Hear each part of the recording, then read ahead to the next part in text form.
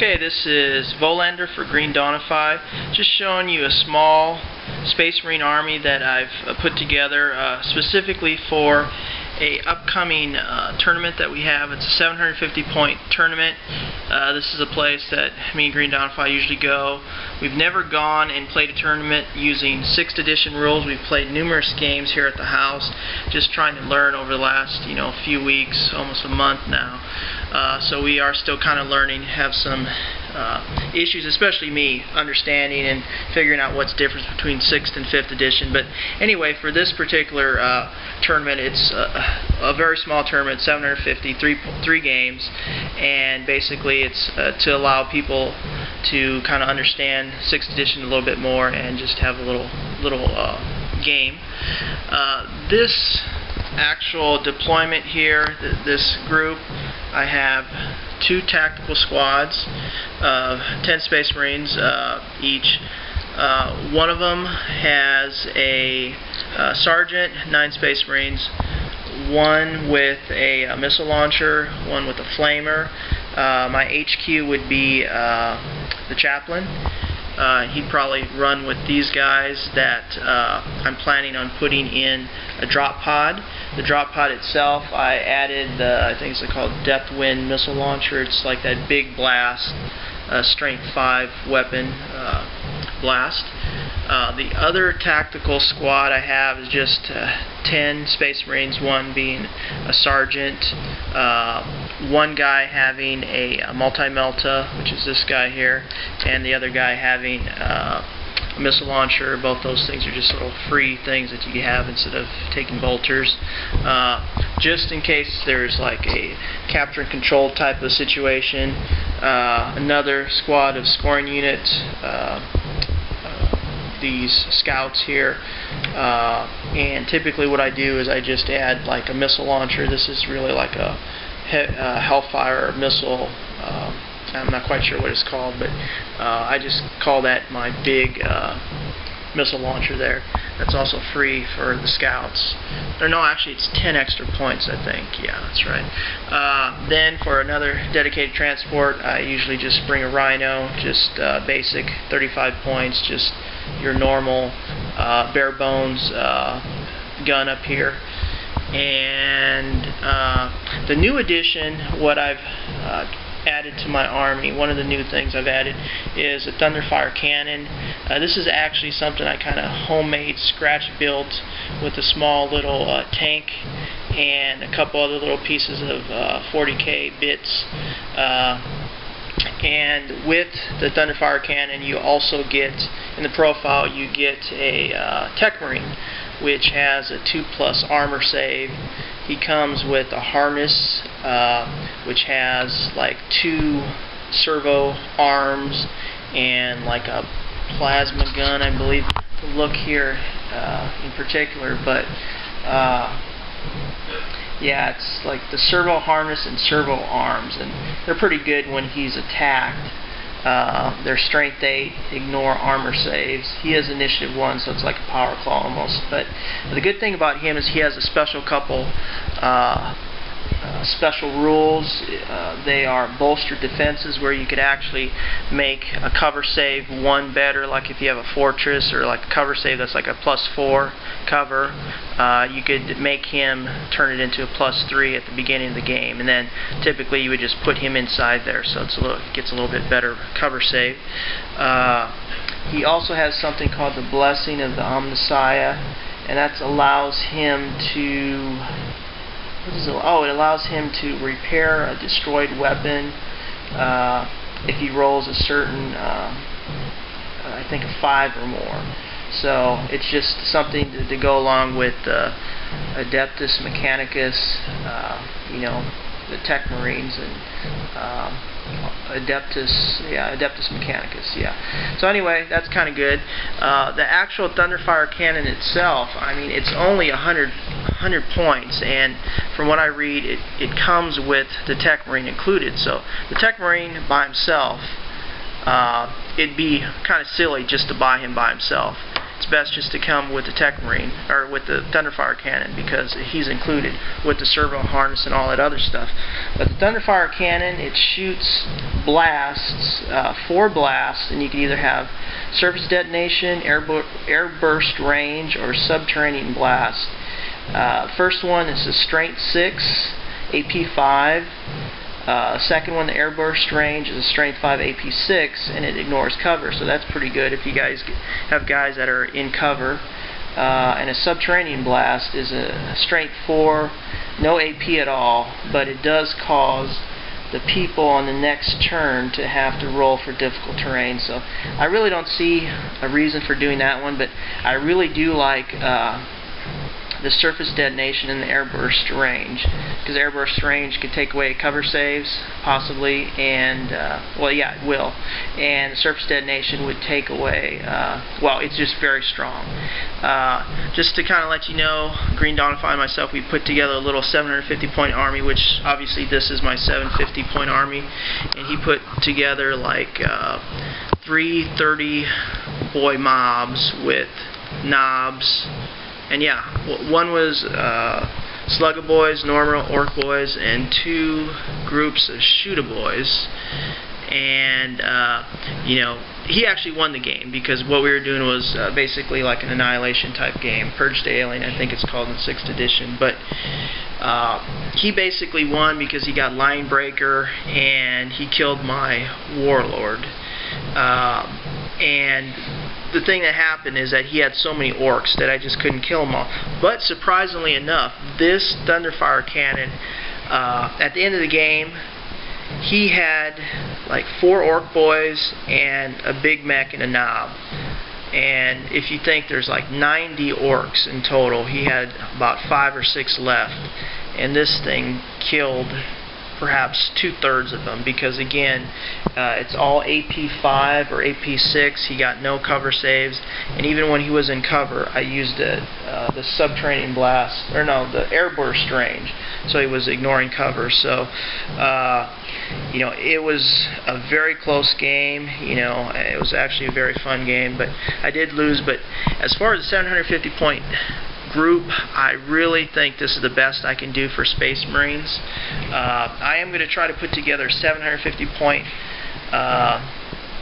group for Eldar, but really just because of how I've seen that my best Eldar units have been side clipped, you know, Banshees downgraded.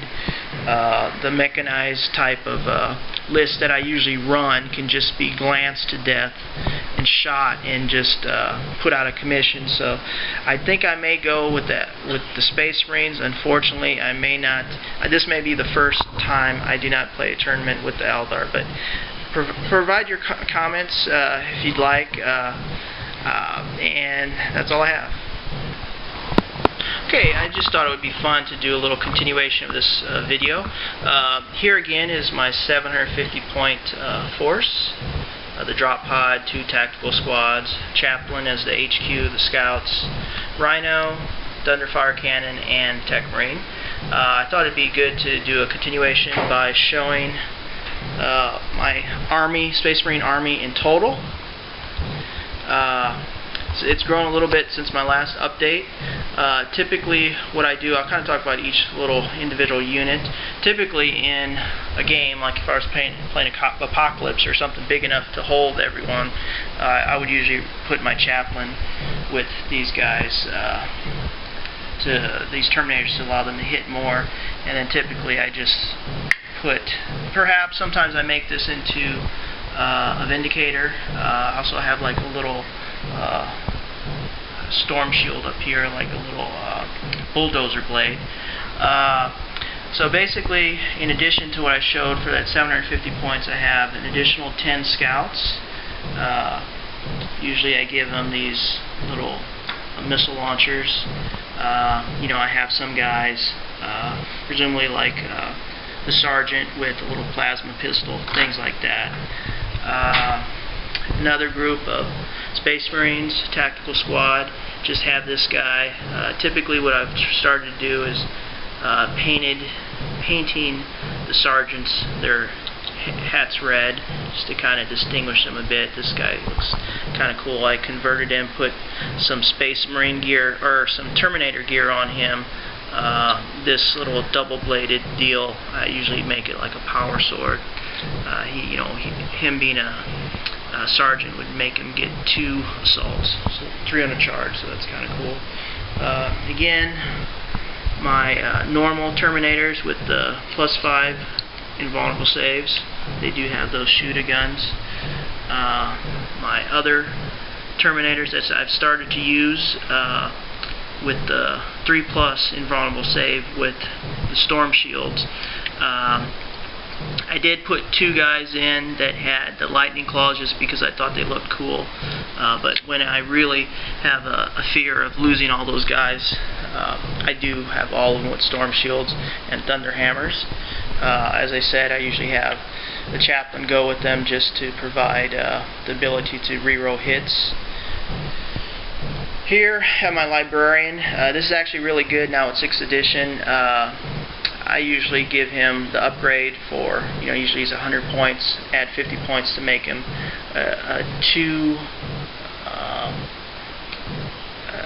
epistolary, I guess he's called. He's able to do 2 different functions in the new psychic abilities, the charts that the Space Marines can do, so that's sometimes useful. Over here I have, I used to have 5 of these Assault Marines, added 3 more, and this actual guy that I've kind of pieced together by putting a lot of cool weapons, bits, and then actually added this little jump pack, so I have a total of 9 of those guys. Here I have this guy who's pretending, well, I have him as my chapter master, and then these guys here as 2 Space Marine captains. One guy with the storm shield and thunder hammer, another guy is just with a power sword. Typically when I'm really when I have a lot of points, I give them that artificer armor, 2+ save, and then they'll get their 4+ invulnerable if they get hit with a power weapon. Here I have my dreadnoughts. Typically I have them with assault cannons and then flamers, and then the power weapon for the assault weapon. Here again, flamers, and sometimes I do use like that plasma cannon, I think it's called, but a lot of times I use that assault cannon, like the multiple shots.